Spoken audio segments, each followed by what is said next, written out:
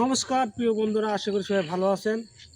তো এখন চড়ক পূজা চলতেছে কিন্তু, আর আমি আছি এখন ধনুক উপজেলা কুঠিবাড়ি কুঠিবাড়ি গ্রামে রয়েছি।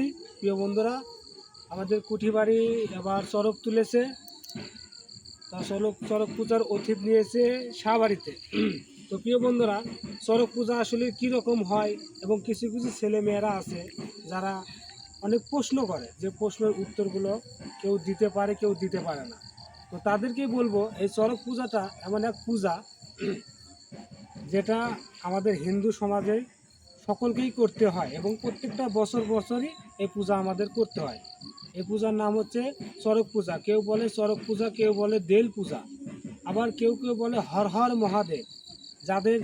যাদের গ্রামে যেরকমভাবে বলে, এবং এই শিব ঠাকুরের অনেকগুলো নাম আছে, এগুলো বলে শেষ করা যাবে না। তো ইতিমধ্যে আমি এখন যেখানে চড়ক পূজা হচ্ছে এবং চড়ক পূজা দেখতে কেমন, এবং চড়ক পূজাতে কতগুলো মানুষ থাকে, এবং চড়ক পূজার মধ্যে কি কি বাজনা হয়, কি কি নিয়ে আয়োজন করে চড়ক পূজাটা করা হয়, সেটাই আপনাদের দেখাবো। তো আমার সাথেই থাকুন দর্শক। তো প্রিয় বন্ধুরা, আপনারা হয়তো ঢোলের বাজনা শুনতেছেন। এটা কিন্তু ধুনুর উপজেলা গ্রামে শাহবাড়ি এক গ্রাম আছে, যে গ্রামে চড়ক ঠাকুর অতীত নিয়েছে আমাদের ধনুর কুঠিবাড়ির চড়ক। সে চড়ক পূজায় আমি আপনাদের দেখাবো এবং সকলে আমার এই ভিডিওর সঙ্গে থাকবেন। ইতিমধ্যে আমি চলে আসছি